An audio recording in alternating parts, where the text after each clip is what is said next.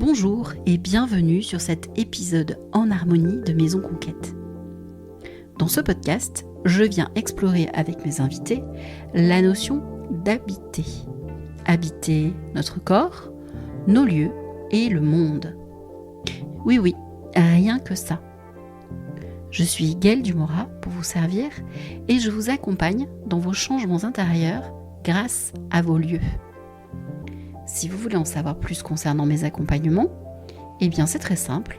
Rejoignez-moi dans mon chez-moi digital www.maisonconquête.fr ou bien sur Instagram @maisonconquête. Aujourd'hui, j'ai l'immense plaisir de recevoir Messoudi Samama. Messoudi est kinésiologue à Saint-Antonin-Nobleval dans le Tarn-et-Garonne. Avec Messoudi, nous parlerons de ce qu'est la kinésiologie, de la nécessité de mettre de la lumière sur les émotions qui nous traversent et de la rencontre avec la maison dans laquelle elle vient d'aménager avec son compagnon.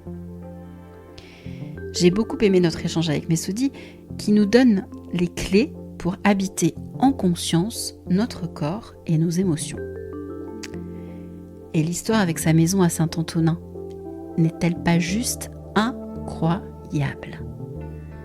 Si cet épisode vous a plu, je vous invite à le partager ou à mettre une note 5 étoiles sur vos plateformes d'écoute préférées. Cela donnera de la visibilité à ce podcast entièrement auto-édité. Allez, bonne écoute!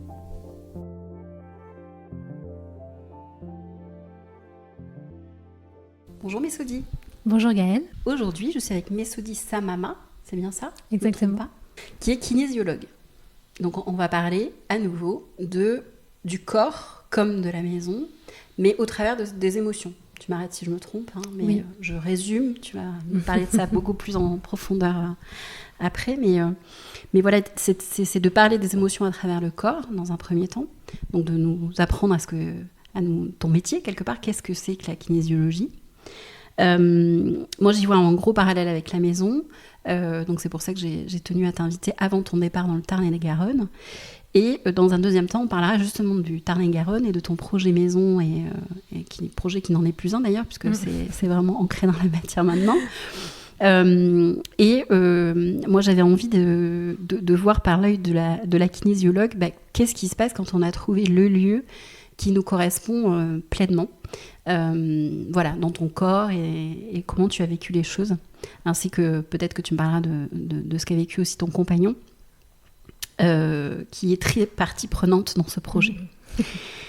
Donc déjà, est-ce que tu peux te présenter, nous parler de ton parcours brièvement et de ton métier, la kinésiologie, s'il te plaît. Avec plaisir. Donc je m'appelle Messoudi, c'est le prénom. Oui. Samama, le nom de famille. C'est beau, c'est musical. Merci. Effectivement, aujourd'hui, je suis kinésiologue. J'ai passé ma certification il y a quelques mois maintenant. Et auparavant, j'étais dans l'audiovisuel. J'ai travaillé un petit peu dans les médias. Et en fait, je ne trouvais pas ma place. La fameuse place que beaucoup de gens cherchent. Donc j'aimais ce que je faisais en soi, mais je me mettais énormément la pression. J'étais hyper exigeante envers moi-même. Et puis surtout, la philosophie des gens qui vivent, qui font ce milieu, me correspondait pas du tout.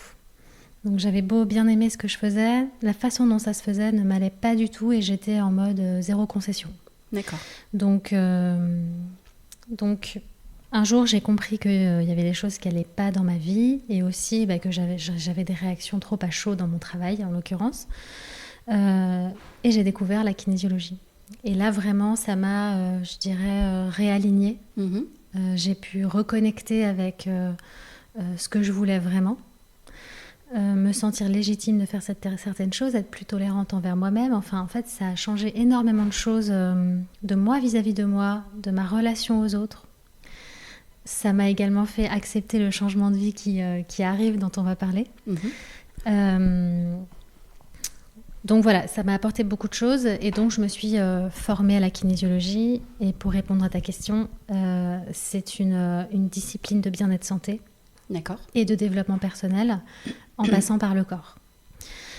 Pour parler plus vite, on peut aussi évoquer une pratique psychocorporelle, psycho-émotionnelle. Enfin, ça englobe énormément de choses parce qu'on agit dans le physique, le mental et l'émotionnel. Ça consiste en un dialogue avec le corps. Parce que, donc, déjà, si je reprends la base, notre corps, c'est un organisme autonome, intelligent, qui garde tout en mémoire depuis notre conception. Et même au-delà, à travers les gènes de nos ancêtres. Par exemple, on porte les mémoires de nos ancêtres, que ce soit physique, mental, physique ou émotionnel. Enfin, dans la génétique, déjà, on sait que nos ancêtres sont présents, d'un point de vue scientifique. C'est ça. Et on s'est en plus rendu compte à travers l'épigénétique que des gènes de stress nous étaient transmis. C'est ça aussi qui crée notre évolution, notre adaptation. C'est parce qu'on nous a... Voilà, on a aussi cette mémoire-là pour survivre. Donc, comme on sait... donc, il y a ça, il y a cette mémoire qu'on porte. Et on s'est rendu compte dans les années 60 que tout ce qui générait du stress en nous avait un impact sur notre tonus musculaire. Donc, grâce à ce changement de tonus musculaire, on peut dialoguer avec le corps en dialoguant stress, non stress. Oui, non. Et ensuite, à travers des listes, des protocoles, on peut avoir des informations très précises pour comprendre ce qui se joue derrière une problématique qu'on rencontre. Qu'elle soit d'ordre physique, mental ou émotionnel, on peut demander au corps de nous expliquer la cause du déséquilibre et ensuite d'aller le corriger. D'accord. Pour qu'une fausse croyance, une émotion bloquée puisse être libérée et qu'on vive mieux dans le présent. Donc ça concerne des personnes qui sont en processus de changement, parce que par exemple quelqu'un qui va avoir un comportement répétitif sur de la colère qui arrive par exemple à divers moments dans sa vie, et qui va dire j'en ai marre de vivre cette colère par exemple ne m'appartient pas, et je ne veux plus vivre ce sentiment-là. Et donc cette personne va venir te voir pour comprendre d'où vient cette colère et casser ce cercle vicieux. C'est ça. C'est ça. Ça, c'est, j'ai envie de dire, pour les adultes. C'est-à-dire qu'on a conscience que quelque chose ne va pas. Comme tu dis, ça peut être une colère et j'en ai assez de vivre dans cette colère. Ça peut aussi être une douleur, des symptômes. Ouais. Et voilà, on a beau faire plein de choses pour que ça change pas. Donc, on a peut-être cette conscience que ça vient peut-être d'ailleurs, donc d'une émotion, d'une croyance. D'ailleurs, par rapport aux symptômes, si on en vient à ça, quand on a mal au dos, de façon récurrente, mal au genou, mal à la tête, tu avais fait un post aussi sur les acouphènes, ce genre de choses, ça a une signification, c'est une émotion qui s'exprime dans ton corps. Ça peut être une explication en tous les cas. Oui, alors justement ça fait un pont. Ouais. Je termine rapidement. Le petit truc que je voulais dire, c'est par exemple si on a des bébés qui eux ne peuvent pas verbaliser que ça va pas. Donc peut-être qu'ils ont conscience, mais en tout cas en tant que parent on ne sait pas. Mais par exemple si on voit un enfant qui a des problèmes de digestion, de peau, de sommeil, on peut aussi consulter un kinésiologue. D'accord. Et dans ces cas-là on va faire un transfert. Comme on ne peut pas tester le tonus musculaire d'un bébé, on va travailler sur un proche pour avoir les informations. Et donc, on vient aux symptômes pour répondre à ta question. Comme un bébé, je vais en profiter pour prendre un exemple, un bébé ne peut pas nous dire quand ça ne va pas. Donc, le seul moyen de nous montrer, c'est à travers son corps. C'est son comportement. Est-ce qu'il dort bien? Est-ce qu'il fait de l'eczéma? Donc, qu'est-ce qui s'exprime à travers ce bébé? Qu'est-ce que le corps essaie de nous dire? Eh bien, quand on est adulte, c'est pareil. Quand on vit des inconforts physiques, c'est que le corps essaie de nous dire quelque chose parce que dans notre psyché, ça ne passe pas. Donc c'est qu'il y a quelque chose peut-être qui n'est pas accepté, qui n'est pas acceptable. Mais il n'empêche qu'à un moment donné, ça représente trop de tension pour le corps, comme une charge. Et il faut décharger quelque part.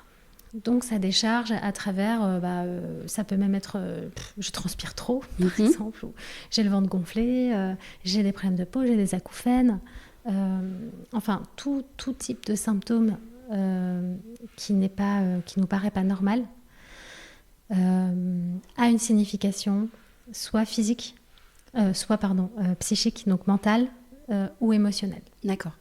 Ces symptômes-là doivent être quelque part récurrents ou pas nécessairement? Quelque chose qui met la puce à l'oreille quelque part. On peut pas... Pas nécessairement. Non, dans le sens où, alors évidemment, quand je parle de tout ça, ça n'empêche pas, la kinésiologie évidemment ne remplace pas la médecine. Oui. Pour moi, ça va de soi, mais c'est toujours bien de le rappeler. On peut quand même se faire traiter. Il n'y a pas de contre-indication médicale.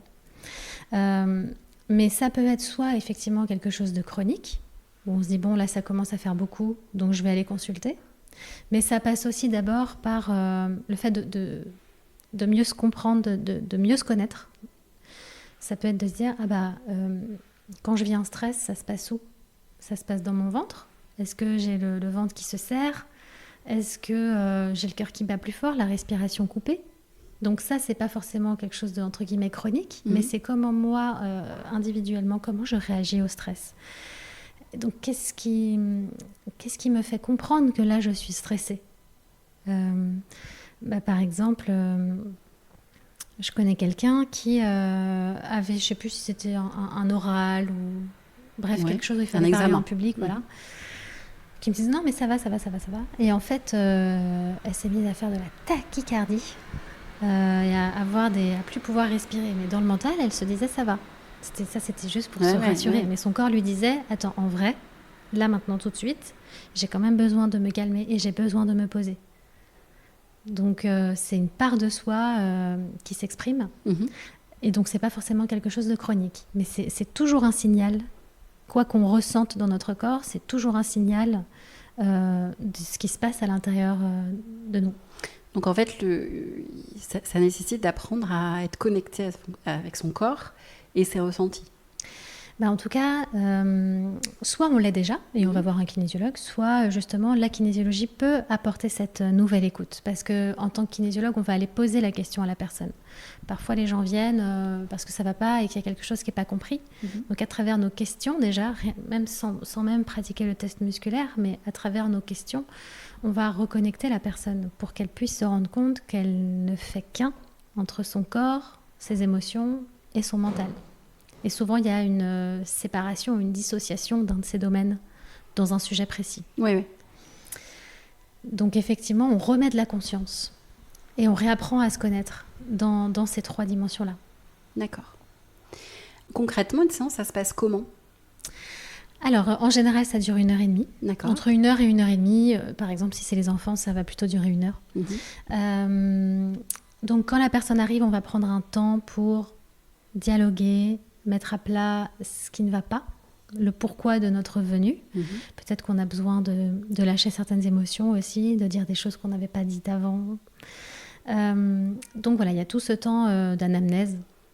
Mais on ne s'arrête pas, on ne vient pas juste en disant j'en ai marre de ceci, de cela. L'idée, c'est d'aller poser une intention sur ce qu'on veut changer, c'est-à-dire qu'on donne le cap. On dit à notre corps, on dit à notre cerveau, on dit à notre corps, on se met même en mouvement énergétiquement pour dire ok, je tends vers ça. Donc maintenant j'arrête de regarder ce qui ne va pas, parce que ça plombe aussi, même si on vient parce que quelque chose ne va pas, mais on pose une intention positive. Je pense que ça peut changer et je pense que je peux aller là. Ça me paraît possible. Donc on pose une intention positive et accessible. Et ensuite, donc, on montre à la personne comment fonctionne le test musculaire. Donc, Pourquoi les kinésiologues, pardon. D'accord. Ouais. J'essaie de ne pas parler comme mon nom. Nous, les kinésiologues... Je me suis dit, il y a peut-être quelqu'un, un figurant... Pardon, c'était pas clair. Nous, les kinésiologues, on va faire une petite démonstration pour montrer à la personne quand elle dit oui, comment répond son corps, quand elle dit non, comment ça fait, si elle pense à quelque chose de positif, comment répond son corps. Est-ce qu'il y a du tonus, est-ce qu'il n'y a pas de tonus? Donc tout de suite, on va reconnecter la personne. Et puis aussi, ça lui permet d'avance, en ayant cette conscience et cette connexion, pendant la séance, de bien se rendre compte que c'est bien une part d'elle qui s'exprime et qu'on n'est pas là à raconter un peu n'importe quoi et à faire des trucs bizarres. On lui montre comment ça marche, pour qu'il n'y ait pas de doute après et qu'elle ressente que ce sont ses propres réponses. D'accord. Et donc une fois qu'on a montré ça, on va donc aller chercher des informations avec le test musculaire. Donc le test musculaire va servir à nous indiquer ce qui se joue sous la problématique de la personne. Ça peut être une croyance. Par exemple, quelqu'un qui dit en ce moment, j'arrive pas à aller au bout de mes projets. Peut-être qu'au fond, la croyance, c'est je pense que je ne vais jamais y arriver. Tout ce que je fais est voué à l'échec. Donc la personne, déjà, ça va la faire cogiter. Généralement, ça a toujours du sens. C'est juste qu'on ne veut pas se l'avouer, on ne l'a pas verbalisé. Oui, ou qu'on ne fait pas le lien aussi, peut-être. Exactement, qu'on ne fait pas le lien, tout à fait. Et donc, on a pris conscience de ça. Derrière, on va aller chercher d'où ça vient. Donc peut-être qu'on va remonter dans l'histoire de la personne, peut-être même qu'on va aller plus loin, dans les parents, les grands-parents, d'où sort cette fausse croyance. Et ça, toujours avec le toucher, donc avec la résistance musculaire, toujours. Exactement. D'accord. Par exemple, si je teste le tonus de la personne, on va demander l'autorisation d'aller chercher un âge. Donc, admettons, la personne a 20 ans, ça s'est passé à 4 ans. On va descendre, 20, 19, 18. Et à un moment donné, à 4, il y aura une perte de tonus. D'accord. Et parce qu'il y a une perte de tonus à 4, on sait que c'est à 4 ans. Et après, on va aller chercher encore d'autres infos. Donc, on revient en fait, parfois, c'est pas toujours un âge, c'est un exemple. On prend une info, on va chercher la source, on modifie l'info à la source, c'est-à-dire qu'au lieu de laisser cette croyance, par exemple, qu'on va jamais y arriver, on va dire... je suis vouée au succès, j'ai droit à la réussite, enfin peu importe, c'est pareil, c'est le corps qui va nous dire quelle phrase va venir renforcer. On peut faire des exercices de visualisation, enfin après en fait on a plein d'outils. Donc en fait après on a plein d'outils pour faire une rééquilibration. Ouais. Donc ça, on peut avoir des outils basés sur le MDR, le l'EFT, ça peut être lié à la médecine traditionnelle chinoise, et j'en passe. Donc ensuite, il y a plein d'outils que demande le corps pour rééquilibrer ce qui a besoin de l'être au moment de la cause. Et ensuite, on revient dans le temps présent et on voit comment ça a changé déjà dans notre tête, dans notre corps. En termes de posture, ça peut avoir un impact immédiat ? Complètement. D'accord. On a toute une branche d'ailleurs qui ne travaille que sur la posture quasiment, qui s'appelle la santé par le toucher, où là on va équilibrer on va aller tester jusqu'à 42 muscles. En testant le tonus d'un muscle, on est en lien avec un méridien, donc un circuit énergétique lié à la médecine traditionnelle chinoise. Chaque circuit énergétique est lié à une émotion. Donc on a des infos sur les émotions, donc on va aller rééquilibrer le tonus musculaire. Et puisque ce sont nos muscles qui font tenir nos os, quand on a rééquilibré les 42 muscles, généralement en fin de séance, déjà on ne se tient pas de la même façon. On se tient généralement plus droit, ou alors on avait des douleurs, on a plus mal. La dernière fois, j'ai une dame qui avait l'épaule qui craquait. À la fin de séance, elle ne craquait plus. Mais on n'a pas fait que rééquilibrer, elle a aussi pris conscience de certaines choses. Ça passe toujours, c'est jamais que dans une seule dimension. Est-ce que tu peux nous expliquer le chemin justement de la prise de conscience ? On en revient toujours à la colère. La colère, elle intervient... je suis souvent en colère. Je fais le constat, je suis souvent en colère. Comment je prends conscience que cette colère, elle vient exprimer autre chose dans ma vie ? Donc il y a plusieurs étapes, j'imagine. La dernière étant de passer par le corps, justement, de se dire mince. Voilà. Est-ce que tu peux, toi, avec tes mots, nous expliquer ce cheminement-là ? Alors déjà, la colère, ça peut être... Alors, la colère, ça peut être autre chose si tu as d'autres meilleures idées. Hein. C'est toi la professionnelle. C'est moi l'expert. C'est ça. Non, je plaisante. La colère, elle peut avoir... déjà, ça peut... Prenons l'exemple de la colère quand même, puisqu'on parle de ça. La colère, ça peut être entre guillemets un symptôme, ça peut être une conséquence, mais ça peut être une cause. Comme toutes les émotions. Donc déjà, admettons, quand une personne vient, si elle me dit « je suis tout le temps en colère », par exemple, en général... souvent, en fait, on va s'énerver dans le quotidien. On va être en colère en général. Parce qu'au fond, il y a une colère qui est ailleurs. Il y a un événement précis qui nous a mis en colère. C'est cet événement-là qu'on n'a pas digéré. Dans le passé, tu veux dire ? Dans le passé. Et c'est parce qu'on n'a pas digéré qu'en fait, la colère, on n'a pas exprimé la colère à ce moment-là. Parce que peut-être que ça ne nous paraissait pas acceptable. Peut-être qu'on s'est dit que fallait pas se mettre en colère à ce moment-là parce que c'est mal vu ou que sais-je. En tout cas, on n'a pas exprimé. Donc, c'est resté à l'intérieur. Exprimer, ça veut dire sortir de soi. Ouais. Donc, si on laisse à l'intérieur de soi, la colère, elle se promène. Et donc, on peut se mettre en colère sur tout et n'importe quoi dans notre vie. quelqu'un qui klaxonne au feu rouge, notre mec ou notre nana qui n'a pas rangé ses chaussettes, ou j'en sais rien, qui peut-être créer un tempérament nerveux, colérique. Ben, c'est parce qu'il y a une colère de base qui n'a pas été exprimée. Donc on va revenir sur l'événement source. On va exprimer une bonne fois pour toutes cette colère. Peut-être même qu'on va amener la personne à aller dire aux gens qu'à l'époque, elle a été blessée, que ça l'a mise en colère. Et après, du coup, dans notre quotidien, déjà, ça s'apaise. Donc, ça veut dire qu'on a pris conscience, on a mis la lumière sur la source, comme tu l'appelles. On prend conscience, il y a l'expression « ça monte jusqu'au cerveau ». On prend conscience que cette colère existe et d'où elle vient. Et après, ça s'engramme quelque part dans le corps. Voilà, donc pour bien expliquer... C'est un va-et-vient, peut-être. Pour t'expliquer le cheminement physiologique, on va dire, effectivement, il y a cette émotion donc, qui traîne. Peut-être qu'on sait qu'un jour, on a été en colère et qu'on ne l'a pas dit. Mais en tout cas, on n'a pas fait le lien. Donc l'idée, ça va être de reconnecter la personne dans son conscient. Donc une fois, si on reprend cet exemple-là, la personne elle a pris conscience de sa réelle colère, de ce qui faisait qu'au quotidien elle vivait, qu'elle était beaucoup colérique et que du coup peut-être qu'elle avait mal au foie ou qu'elle avait mal à la gorge parce que c'est pas exprimé. Donc il y a aussi tous les symptômes physiques qui vont nous donner des indices sur la vraie émotion qui est derrière. Et bien donc ça passe dans le cerveau et là après la séance et même pendant la séance, l'idée c'est de réunifier le mental et le corps. D'accord. Et donc pour ça, par exemple, nos neurones, c'est l'électricité. Donc on va par exemple inviter aussi la personne pendant et après la séance à boire, parce que l'eau est un formidable conducteur d'électricité. Et donc des connexions, de nouvelles connexions aussi peuvent se faire. C'est-à-dire que si pendant la séance, on va dire à la personne, ou la personne va se rendre compte que maintenant... il est temps pour elle peut-être de pardonner lié à cette colère. Bon, bah c'est bien, elle le sait. Mais bon, pardonner, on le sait, c'est pas simple. C'est un autre chemin. Voilà. Donc, il faut que ça s'intègre dans le corps. Donc, le but, c'est d'ancrer cette notion, d'où l'intérêt de passer par le corps. C'est d'incarner cette notion, par exemple, de pardon, d'apaisement.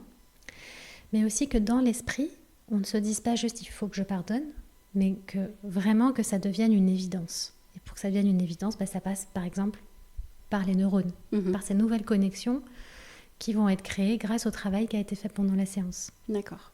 Je ne sais pas si c'est clair. Si, c'est clair. Enfin, pour moi, les auditeurs nous diront si cela a été ou pas, mais moi c'est clair.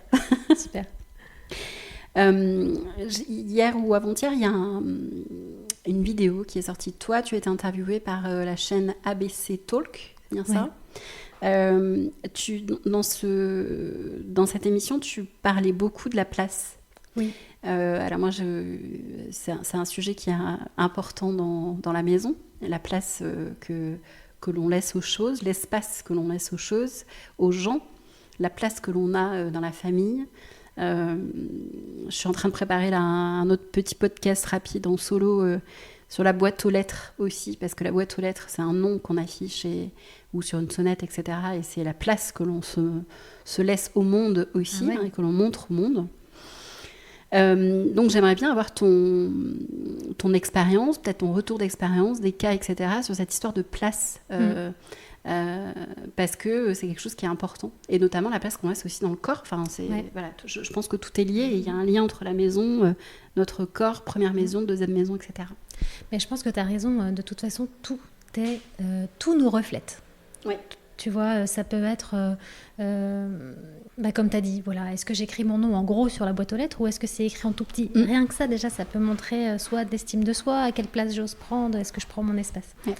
Donc effectivement, c'est vrai qu'il y a des personnes qui peuvent avoir tendance soit à ne pas se sentir à leur place, soit qui n'arrivent pas à prendre leur place et qui peuvent peut-être même en avoir conscience. Généralement, les gens qui se sentent pas à leur place, ça peut être dû à le rôle familial qu'on nous a attribué. Oui. Ou des standards dans la famille. Par exemple, dans la famille, on est tous juristes, ou on est tous dans le droit, ou on est tous médecins. Donc, naturellement, la personne qui vient en séance est soit dans le droit, soit dans la médecine. Mais malgré tout, c'est pas sa place. c'est pas ça qui l'épanouit. C'est la loyauté familiale qui s'est exprimée. Exactement. Donc, parfois dans nos vies, on peut ne pas se sentir à notre place. Que ce soit, ça peut même être une maison, je dis n'importe quoi. Chez nous, on a toujours habité en appartement. On a toujours habité dans des grandes tours. Donc, ça peut même être une trahison familiale de, par exemple, changer de ville et partir vivre dans une belle et grande maison. D'un coup, ça fait bizarre, on sort du lot, on est différent. Donc, c'est d'assumer pleinement qui on est et j'ai envie de dire de rayonner, en fait. Prendre sa place, c'est s'autoriser à rayonner dans notre vie, parce que parfois, les gens peuvent avoir tendance à ne pas oser prendre leur place, alors qu'en réalité, une fois qu'ils le font, ça se propage autour d'eux. Oui, ils deviennent inspirants aussi. C'est ça. Donc, il ne faut pas avoir peur de sortir de la loyauté familiale et de ne pas se dire je suis bizarre si je fais ça. Et puis, c'est nouveau. Enfin, voilà. Et ensuite, par rapport aussi d'autres gens qui peuvent avoir une problématique de place, ça peut aussi être en lien avec... Parfois, par exemple, ça m'est arrivé de recevoir des gens qui ne se sentent pas à leur place, mais qui ne savent pas pourquoi. Et puis, ils ne savent même pas concrètement ce que ça veut dire. Être à sa place. Ouais, mais voilà, c'est quelque chose... Parce que ça peut aussi avoir une image péjorative, je trouve, d'être à sa place. Être à sa place, on dit à un enfant, reste à ta place. Ah oui, c'est intéressant ce que tu dis. Ouais. Et donc, il y a cette connotation négative, si tu ne bouges pas, tu ne sors pas du rang, tu restes à ta place. Ah ouais. Et voilà, je trouve qu'il y a cette ambivalence-là. Et donc, c'est à la fois entendu être à sa place de manière positive, c'est prendre sa place, prendre ce qui nous correspond. Donc là, ça demande à bien se connaître. Et il y a aussi des gens qui le prennent de manière négative, en rappel à ce qu'ils ont entendu peut-être quand ils étaient enfants. Et bien là, par rapport à ce que tu dis, c'est hyper intéressant, et c'est pour ça qu'on va toujours demander à la personne, elle, ce que ça lui évoque, etc. Un kinésiologue ne va jamais imposer une vision ou une définition à quelqu'un, mais toujours lui dire en quoi ça vous parle. Et typiquement, si la personne dit pour moi, être à sa place, ça veut dire ce que tu as dit, ne pas bouger, rester bien sage, là, malgré tout, c'est une croyance limitante. Donc... Ça, c'est certain. On va aller... naturellement, déjà, si le corps nous mène là-dessus, c'est que la personne est prête à changer sa vision sur cette notion de place. Et qu'elle prenne conscience que non, en fait, on ne te demande pas. Au contraire, toi, tu confonds prendre ma place avec on m'assigne une place. Mais là, on parle de ta place. Où tu veux te mettre. Imaginons, on est dans une salle de cinéma. Qu'est-ce que tu veux vivre ? Voilà, qu'est-ce que tu veux vivre ? Donc, tu as le droit, toi aussi, à... ton siège dans la salle de cinéma, aussi grand que les autres. Prendre sa place, en vrai, ça veut dire...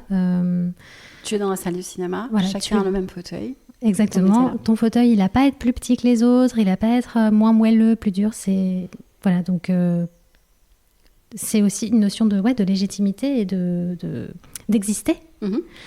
Et donc, par rapport à ça, j'ai eu, par exemple, la dernière fois, une jeune fille, où, je ne sais plus pourquoi elle venait, mais il y a la notion de place qui s'est présentée à nous. Ouais. Et en fait, elle s'est rendue compte que elle le savait, mais en fait, sa maman avait fait une fausse couche avant elle. Le corps nous a menés dans les mémoires périnatales, donc à l'époque où elle était dans le ventre de sa maman. Donc tout de suite, je lui dis, est-ce que vous avez des infos ?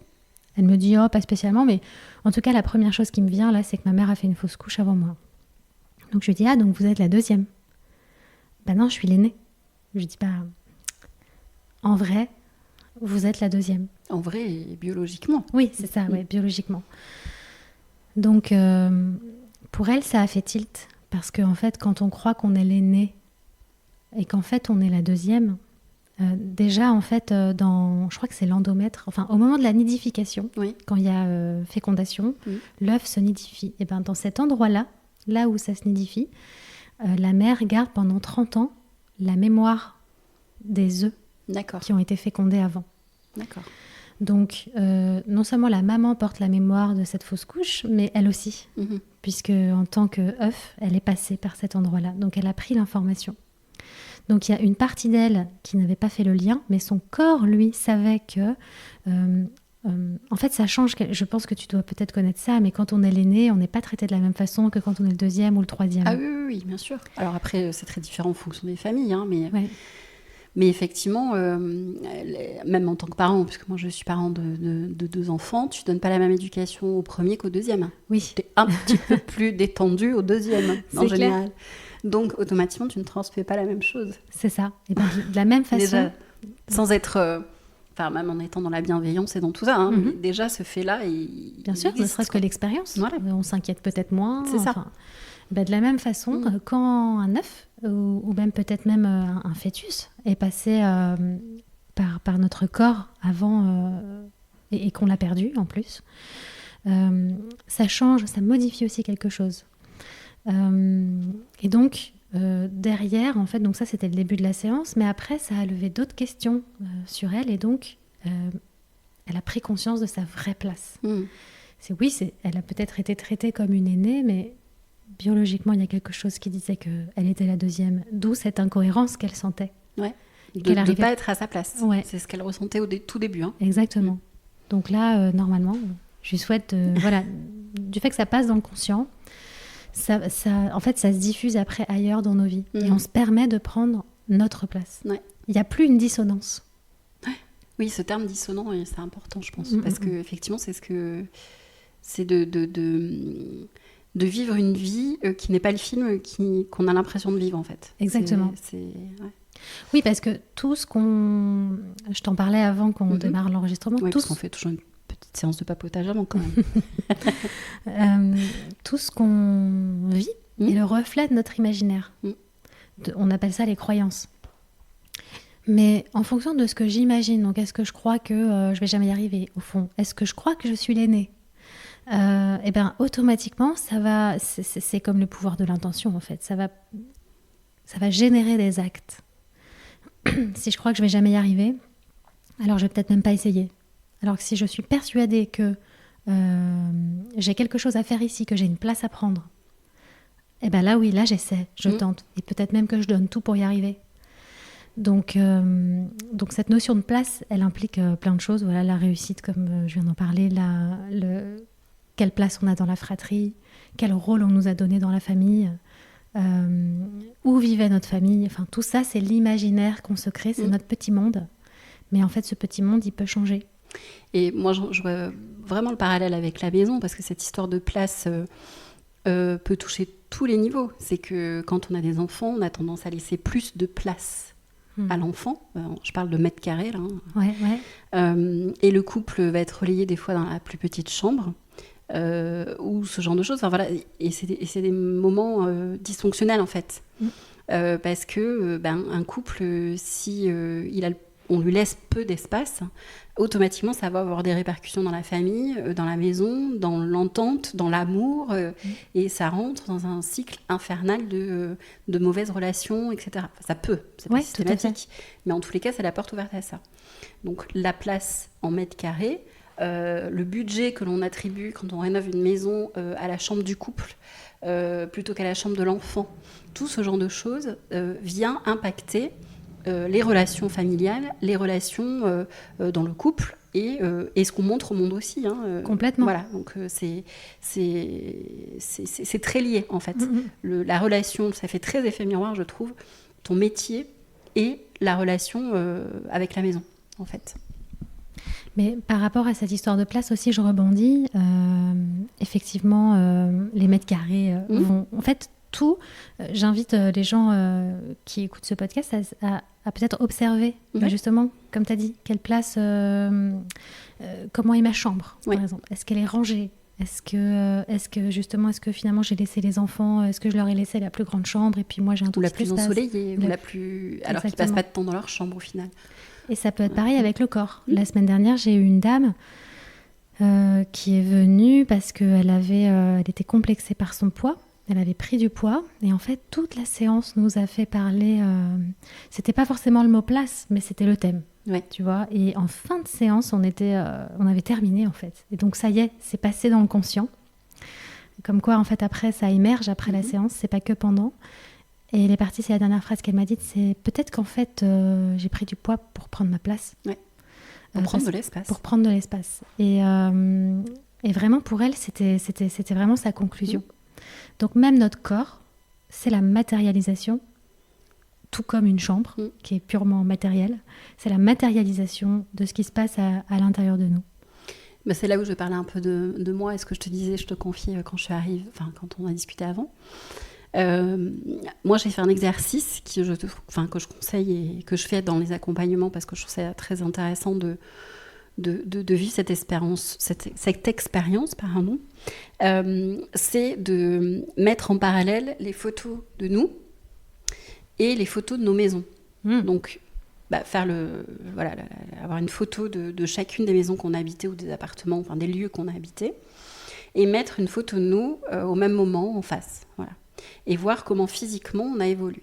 Moi, la constatation que j'ai pu visualiser et voir de mes vrais yeux, en fait, c'est qu'à chaque fois que j'ai vécu avec quelqu'un, donc que ce soit avec mes parents, que ce soit avec mon ex-conjoint, que ce soit avec mon conjoint actuel, et ça n'a rien à voir avec la relation ou ce que j'ai pu vivre avec ces différentes personnes, hein. Mais le fait est que systématiquement, je prends du poids quand je vis avec quelqu'un, et quand je vis seule, je perds ce poids.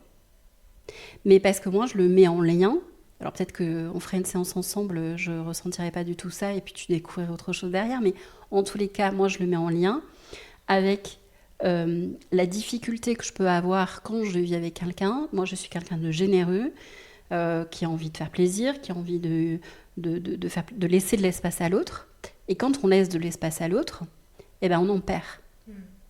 Et quand on en perd, eh ben, mon corps, il s'exprime en disant eh ben, tu me le fais perdre, eh ben, je vais le prendre de l'autre côté. Voilà. Et ce mécanisme-là, c'est pas grâce à la kinésiologie, mais c'est effectivement aussi en observant, c'est observer les choses et observer les faits. Le fait est que il y a cette prise de poids à chaque vie en couple. Ça ne veut pas dire qu'il faut que je vive seule, peu importe. Comme tu le disais, la kinésiologie, soit on accepte les faits, le fait de prendre et de perdre du poids, ou on n'accepte pas le fait.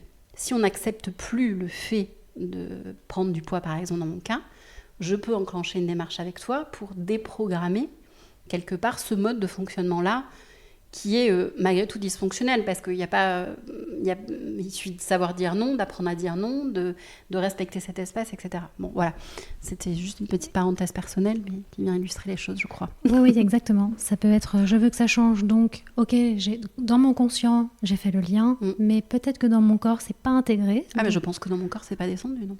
Donc, ce serait de réunifier les deux. Comme ça peut être aussi, non, en fait, le corps indiquerait par exemple qu'il n'y a pas de stress à ce niveau-là, c'est bon, c'est intégré, mais par contre, il y a peut-être un nouveau choix à faire. Et donc, ça va être, ok, quel est ce nouveau choix? Et du coup, qu'est-ce qui me bloque à faire ce nouveau choix? C'est-à-dire, je sais, du coup, peut-être que je devrais faire ceci ou cela, comme tu as dit, peut-être que je devrais dire non. Et donc, au final, est-ce que j'arrive à dire non dans ma vie? Et donc, la séance porterait là-dessus. Donc, en fonction de là où en est la personne, si elle a conscience de, si c'est intégré ou pas, s'il y a d'autres freins en dessous, le corps va nous mener vers la chose la plus juste et la plus facile à modifier à l'instant T. Oui, bien sûr. En général, d'ailleurs, tu fais une séance, deux séances, ça se passe comment? En fonction du profil de la problématique. J'aime bien laisser à la personne le choix, la responsabilité, en fait, de son bien-être. Donc, en fonction de si on ressent un mal-être depuis peu de temps, en une séance, ça peut être réglé. Mais si ça fait longtemps qu'on traîne un mal-être et qu'en plus, cet inconfort, qu'il soit physique, mental ou émotionnel, encore une fois, peut-être qu'il y a plusieurs couches. Ouais. Tu vois, peut-être qu'il faut un peu peler l'oignon, tu vois, y aller couche par couche et après aller à la source de la source. Là, ça va demander un travail un peu plus long. Mais vraiment, la philosophie de la kinésiologie, c'est de rendre la personne autonome, tu sais, consciente de comment réagit son corps, comme on a parlé en début d'entretien, mais aussi, du coup, puisque je suis conscient, alors je suis responsable de mon bien-être. Donc, c'est pas le kinésiologue qui va me dire, vous savez, il faut qu'on se revoie dans 3 semaines. Ouais. Mais c'est, voyez comment vous vous sentez, donc travaillez à cette reconnexion, voyez ce que vous voulez vraiment et revenez si vous en sentez le besoin et que vous en avez vraiment envie. D'accord. Voilà, après, moi, par exemple, dans ma formation, j'ai fait 2 ans et demi de formation. Et tout, en fait, chaque cours, c'est une séance, voire 2. Enfin, il y a des jours où on faisait 3 séances. Donc, ça brasse bien. Oui, j'imagine. Tu es reconnectée à la source moult fois. Et encore, tu vois, justement, la vie, c'est toujours du mouvement des événements. Donc, il y a toujours un truc à remettre à sa place, en équilibre, on va dire. Mais pourquoi je te dis ça? C'est dans le sens où, évidemment, on peut faire un long travail, en fait, de travail sur soi avec la kinésiologie.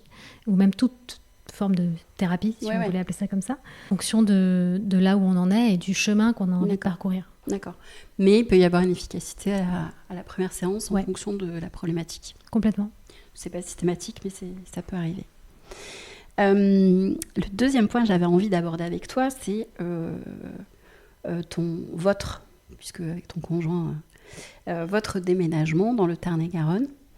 Donc c'est une rencontre avec une maison qui a changé votre vie, mais qui la change depuis quelques années déjà. Carrément.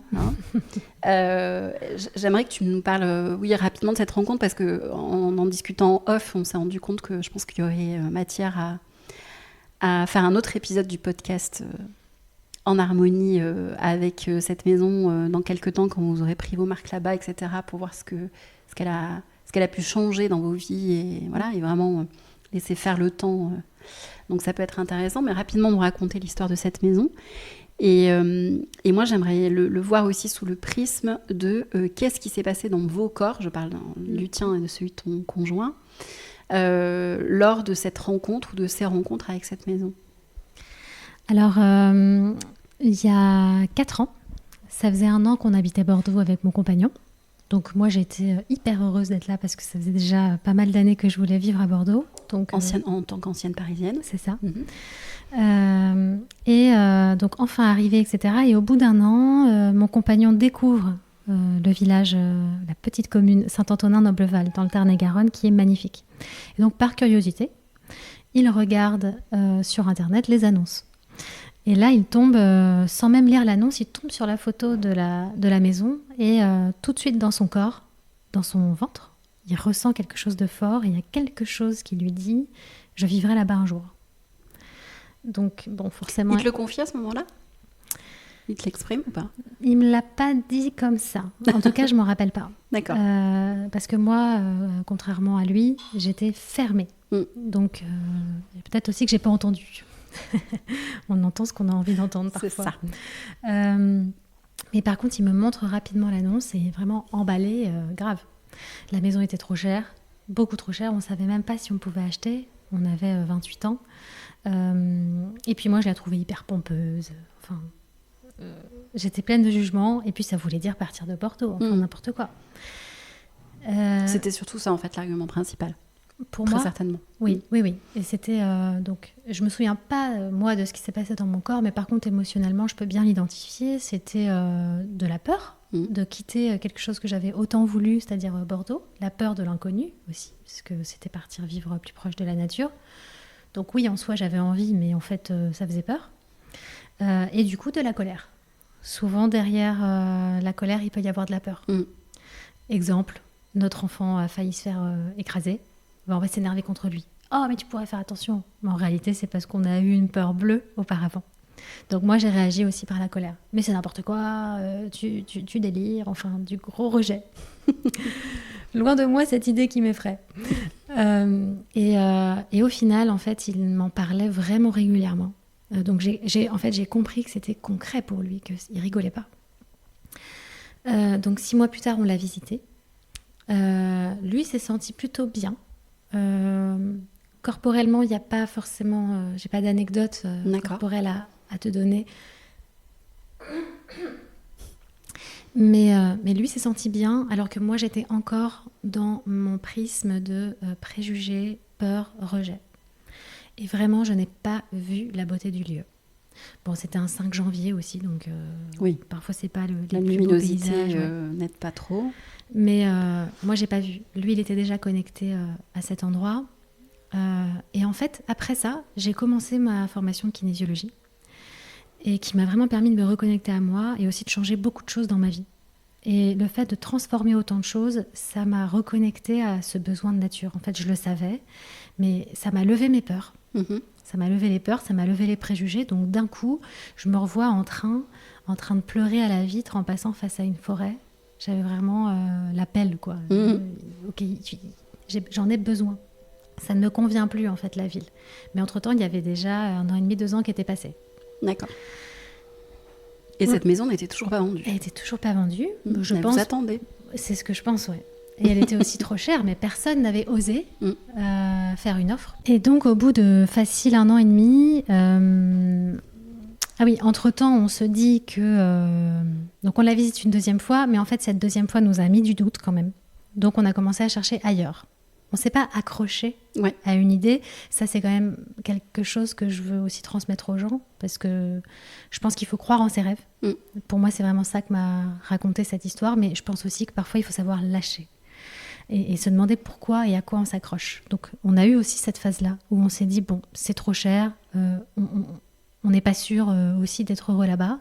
En tout cas, on sait qu'on a cet appel de entre guillemets, j'aime pas ce mot, mais l'appel de la nature, je le dis quand même. Donc cherchons ailleurs. Donc on a cherché ailleurs pendant au moins 6 mois, 1 an. Et en fait, à chaque fois, tout nous ramenait à cette maison. En termes de critères, en termes finalement de communes, de villages. Et d'histoire de lieux. Et d'histoire de lieux, effectivement, parce que donc, plus tard encore, en fait, on s'est rendu compte que dans cette maison, il y avait un auteur humaniste et moine qui avait vécu là quand il était enfant. Et moi, j'étais je traînais un peu dans le milieu de la spiritualité. Et mon compagnon, lui, a créé une maison d'édition, donc il est en lien avec les écrits, et qui porte des valeurs humanistes. Donc on s'est dit, c'est incroyable, c'est complètement en lien avec nous deux. Et puis, du coup... Donc, on se disait, peut-être qu'en fait, on a quelque chose à faire là-bas. Donc, on a décidé, vu que ça faisait quand même un petit moment et que les gens autour de nous commençaient à nous prendre pour des fous, qui s'étaient accrochés à une maison. Ça les renvoie à eux, en général. Oui, et puis eux, ils pensaient que c'était juste parce qu'elle était belle. Ah, la maison est belle, alors ils veulent aller là-bas. Non, c'est parce que en fait, il y a du sens, il y a des choses qui nous ressemblent. Et oui, après, si on y met du mental, elle a tous les critères qu'on veut. Donc, et si on croyait en notre rêve? Et si, en fait, on avait vraiment quelque chose à y faire dans cette maison? Donc là, on décide d'écrire une lettre au propriétaire. On a divisé dans cette lettre le prix par 2.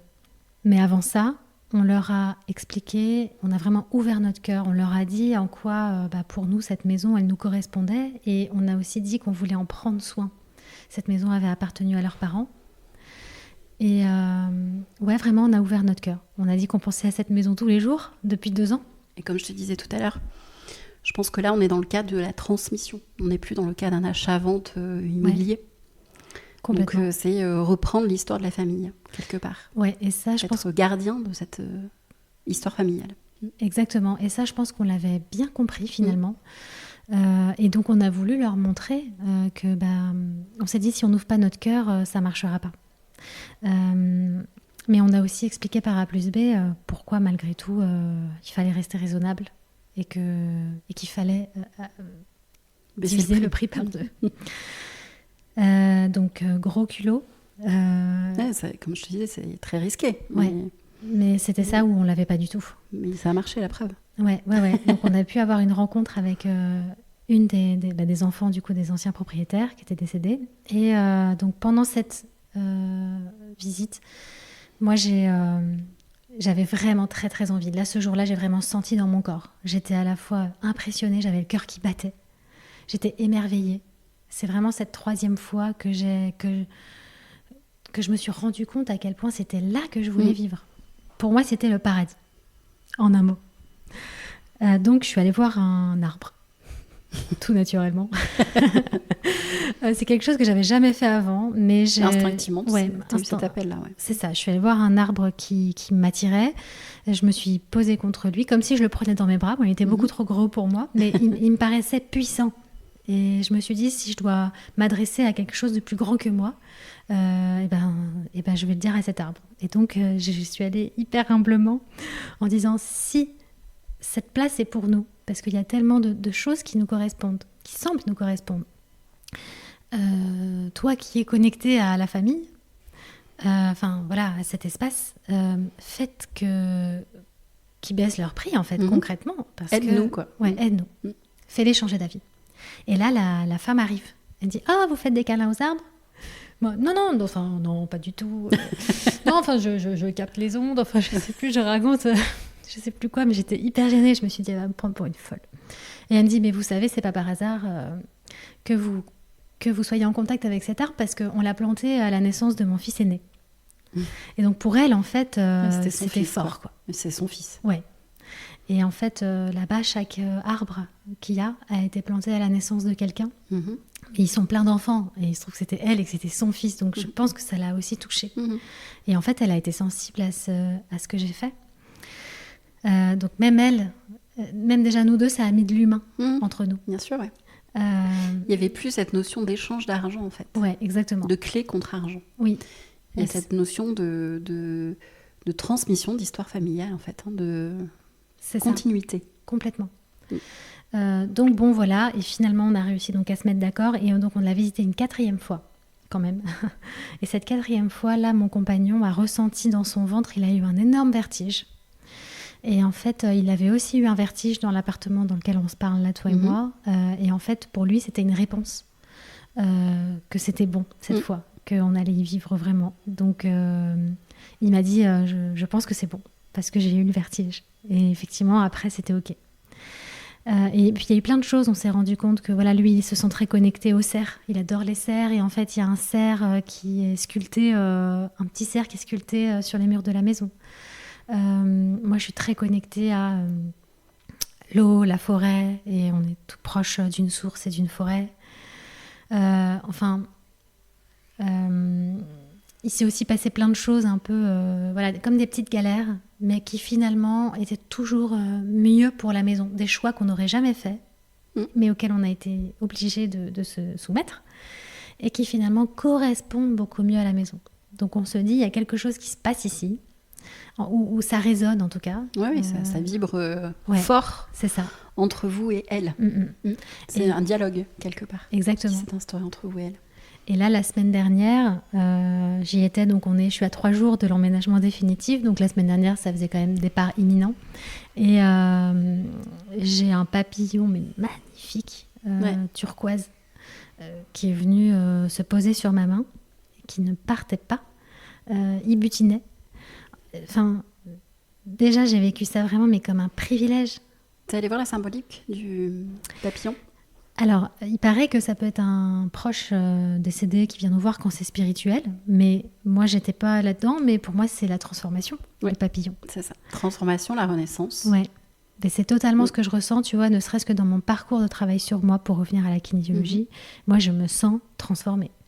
Je suis clairement pas la même femme par rapport à il y a 4 ans, quand je disais non pour cette maison. Entre-temps, j'ai fait tout ce parcours, tout ce travail sur moi, toute cette reconnexion. Et j'ai l'impression que là, on va prendre notre envol. J'ai aucune idée de la destination, mais je m'envole confiante. Et là, j'ai un truc qui me vient. C'est, est-ce que tu sais ce qui s'est passé pour cette maison pendant ces 4 ans ? Est-ce qu'elle a juste attendu que vous arriviez ? Personne n'a fait. Ou est-ce qu'il s'est passé autre chose ? Je sais pas, un détail, non ? Pour nous, tu veux dire ? Non, au niveau de la maison. Ah, au niveau de la maison. Est-ce qu'elle a vécu un processus de transformation aussi, avant même que vous arriviez ? Je n'ai pas cette connaissance. Je sais que personne n'a fait d'offre. Qu'ils ont eu très peu de visites. Alors qu'elle est magnifique et qu'elle est dans un endroit très demandé. Saint-Antonin-Nobleval, c'est assez demandé. Donc, nous, on avait l'impression qu'elle nous attendait, patiemment. D'accord. En revanche, 6 mois avant qu'on... Non, puis on la sent protégée aussi parce qu'il y a eu une inondation à Saint-Antonin. Comme je t'ai dit, il y a une source en bas, mais c'est une des rares maisons à ne pas avoir été touchée. D'accord. Donc non, mais par contre, nous, on l'a transformée. Là, ça fait 6 mois qu'on est en travaux. Et il y avait des choses dont on avait... Non, par contre, ce que je peux te dire, c'est que pendant ces 4 ans, en fait, on ne savait pas tout sur la maison. On ne savait pas, par exemple, qu'elle était en zone rouge, donc zone inondable sur papier. On ne savait pas que... je sais plus, il y avait plein de... Au début, on l'idéalisait, la maison. Mais petit à petit, au fil du temps, parce qu'il y a eu des inondations, même si elle n'a pas été touchée, parce qu'il y a eu... je sais plus exactement ce qui s'est passé, mais à chaque fois, on avait l'occasion d'en savoir plus. Et on s'est dit, mais heureusement que tout vient à point dans la vie. Parce que ça nous a permis... c'est toujours la même maison, c'est toujours celle-là qu'on veut, mais maintenant, on y va sans illusion. Ouais. On sait où on va. Vous savez comment elle est. Vous connaissez son caractère, quelque part. Exactement. Dans tous les sens du terme. L'impression de la connaître par cœur. Et ça, c'est hyper rassurant, finalement, d'avoir pris le temps. Donc, même si, voilà, il y avait un rêve, il y a eu tout un chemin pour y arriver. Des peurs, des doutes, oser casser les codes et se dire, allez, on va diviser le prix par 2, on va ouvrir notre cœur, on sort des rails. Mais aussi prendre le temps de connaître, en fait, et de se dire, s'il y a des freins, moi, je l'ai pris comme ça. Il y a des freins, c'est pour qu'on sache des choses.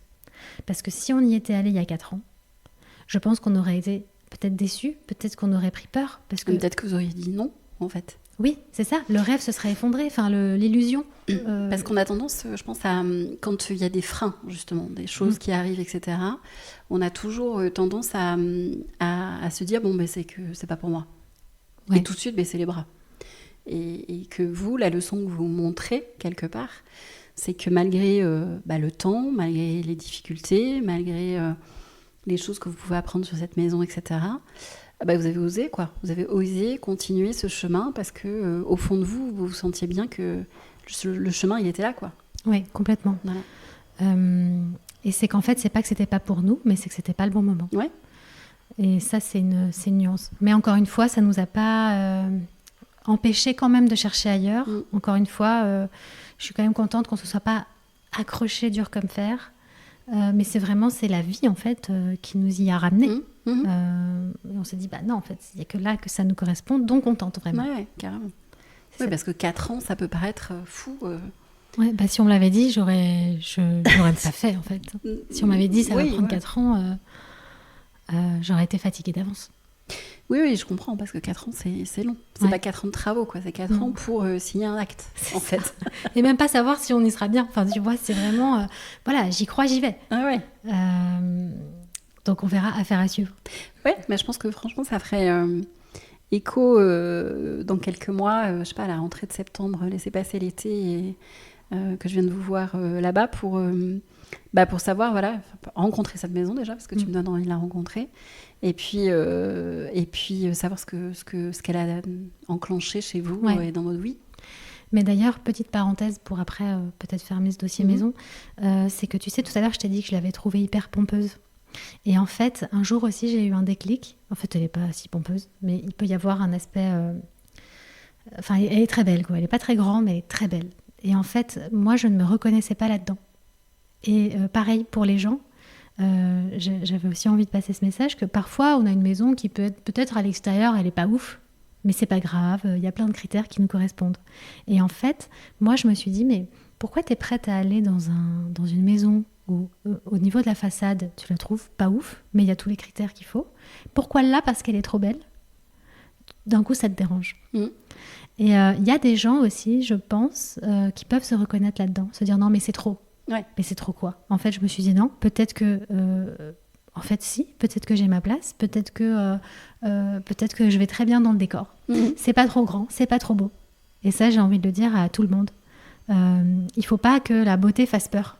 Oui, que la beauté, la taille aussi, l'espace, on en revient toujours à l'espace. C'est ça. C'est que l'espace, on le prend aussi petit à petit et on n'utilise peut-être pas la totalité des pièces tout de suite, mais petit à petit, nos vies font que on est au bon endroit au bon moment. Et comme tu dis aussi dans ton post où il y a le papillon sur Insta, c'est que ce que vous vivez aujourd'hui, effectivement, c'est ce que vous avez à vivre, mais ça ne veut pas dire que vous allez finir votre vie dans cette maison. Non. Et que je pense qu'il ne faut pas envisager la maison comme ça. C'est qu'on a des vies qui sont tellement volatiles aussi et rien n'est écrit au final. Donc il faut se laisser aussi l'opportunité de se dire c'est la maison dans laquelle je vis aujourd'hui, c'est le lieu que j'ai choisi avec mon cœur, mon corps et mes émotions. Et peut-être que dans 1 an, dans 2 ans, dans 10 ans, on y sera pas, mais peu importe en fait. C'est exactement comme ça qu'on y va. On sait que c'est une phase de vie qu'on a envie de vivre là-bas. Mais alors, dans 20 ans, Ouais. oui, il faut laisser la porte ouverte. Et vous Se la laisser porter. transmettrez à votre tour à quelqu'un d'autre. Et Pour nous qui aussi, ça sera le temps de... peut-être qu'on sera aussi exigeants qu'eux. Enfin, Peut-être pas, parce que vous serez passé par cette phase-là, en Ouais, fait. c'est C'est vrai. rare quand même de passer par cette phase, de dire, de justifier votre envie et avec vos tripes, justifier le pourquoi de cette maison et en même temps oser diviser Ouais. par deux un prix. Donc, quand Complètement. on est passé par cette expérience-là, je suis pas sûre que ça se représente. En tout cas, si jamais, plus tard, Mm. si je devais la vendre et que je rencontrais des gens où je sens que vraiment c'est leur cœur qui parle et pas leur portefeuille, je pense qu'avec mon compagnon, on se reconnaîtra. Ouais. On dira, ok, c'est pour eux. Ouais, c'est la transmission. Ouais, c'est ça, c'est ça. C'est plus joli, je trouve, d'aller dans un lieu et de le léguer presque. Bien sûr. C'est qu'il y a une notion de respect, oui, de continuité, d'histoire. Alors, ça ne veut pas dire qu'il ne faut pas faire de travaux et rien bouger, hein, c'est attention. Mais c'est dans le respect. Dans le respect de ce qui s'est passé avant, des personnes qui ont vécu là, qui ont fait des choix, des fois décoratifs, qui ne nous conviennent pas. Mais c'est faire évoluer et respecter. Ouais. Mais tu vois, quand tu parles de respect, on disait tout à l'heure que notre espace, ça peut aussi être comparé à notre corps. Donc oui, en tant que kinésiologue, je vais dire respectez votre corps, écoutez-le. Donc faites du sport, mangez bien et prenez en compte vos émotions. Toute votre part, tout votre monde imaginaire, le monde émotionnel et le monde psychique fait partie de votre corps et de votre réalité. Donc il faut en prendre soin. Mais votre espace aussi. Prendre soin de son espace, prendre soin de son appartement, sa maison, son jardin, peu importe dans où on vit, petit, grand. En prendre soin, c'est aussi se montrer du respect. Bien sûr. Et puis ça vient faire effet miroir avec nous. Complètement. Donc, encore une fois, tout nous reflète. Carrément. Merci Messoudi. Merci à toi Gaëlle. C'est passé vite. Mais bien sûr, c'est 1 heure qu'on discute, tu vois. Je voulais juste que tu nous dises où est-ce qu'on peut te retrouver sur les réseaux sociaux et peut-être tes petits projets puisque tu déménages. Donc ça veut dire qu'on va plus te retrouver à l'instant T sur Bordeaux. Donc voilà, si on a envie de faire une séance avec toi, comment tu envisages les choses et puis peut-être tes réseaux sociaux, ton site, etc. Alors, mon Instagram s'appelle Holistic, HO2LYSTIK. De toute manière, je le partage au moment du partage du podcast aussi. Hein, mais, ouais. Mon site internet kinésiologie-rendez-vous.fr ou .com. Et donc, effectivement, là, je pars à Saint-Antonin-Noble-Val. Donc, à l'heure où je te parle, j'invite les gens à découvrir ce coin splendide. Donc, je vais exercer là-bas. Peut-être que j'irai à Montauban également. Mais voilà, ça se passe en présentiel. Je pense même, peut-être pour les beaux jours, à proposer des séances à l'extérieur, parce qu'il peut se passer plein de synchronicités aussi. Alors, à l'extérieur, pour toi, ça veut dire dans la nature? Dans la nature, oui, pardon. Pas en pleine rue. Ouais, dans la nature. Je pense qu'il peut se passer des belles choses qui peuvent faire écho à ce qu'on vit en séance, des sons, des couleurs, le soleil, des synchronicités, comme tu disais. Ouais. Donc voilà, dans le Tarn-et-Garonne, dans les alentours de Montauban, à 2h30 de Bordeaux. Ouais. Et je pense que, tu vois, pendant les vacances, un week-end, s'offrir un moment à soi, c'est pas parce qu'on est en vacances... c'est bien, ça permet de lâcher, mais ça peut aussi, comme on va aller s'offrir un massage quand on va à l'hôtel, on peut aussi s'offrir une séance de santé mentale et santé émotionnelle. Et donc, voilà, si vous passez par le Tarn-et-Garonne, je suis là. Ok, rendez-vous pris. Moi, je viendrai vous voir pour découvrir ce lieu. Magnifique. Avec plaisir. Merci beaucoup. Merci à toi. À très vite. À bientôt.